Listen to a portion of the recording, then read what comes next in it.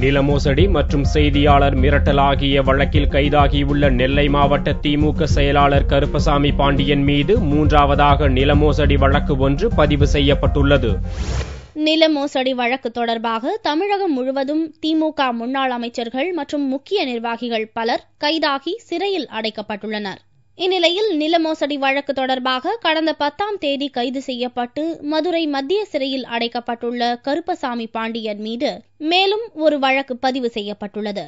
குற்றாலத்தை சேர்ந்த அசோக் பாண்டியன் என்பவர் அளித்துள்ள நில மோசடி புகாரில் 9 கோடி ரூபாய் மதிப்பிலான தம்முடைய நிலத்தை கருப்பசாமி பாண்டியன் மிரட்டி வாங்கியதாக தெரிவித்துள்ளார்.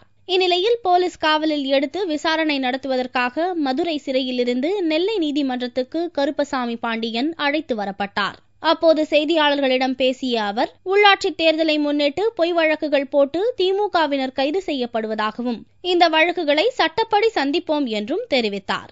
இந்த உள்ளாட்சி தேர்தலில் கட்சியில் பொறுப்பில் இருப்பவர்கள் வெளியேறக்கூடாது என்பதற்காக இட்டுக்கட்டி எந்த தொடர்பும் இல்லாத அநியாயமான பொய் வழக்குகளை மேலிடத்திலிருந்தே சொல்லி கீழே இருக்கிற அதிகாரிகள் கொடுக்கிறார்கள். கைது செய்து சிறைச்சாலைக்கு அனுப்பிய பிறகு இன்னும் 2 வழக்கில் எஃப்ஐஆர் போட்டு உள்ளே கோர்ட்டில் தாக்கல் செய்திருக்கிறார்கள்.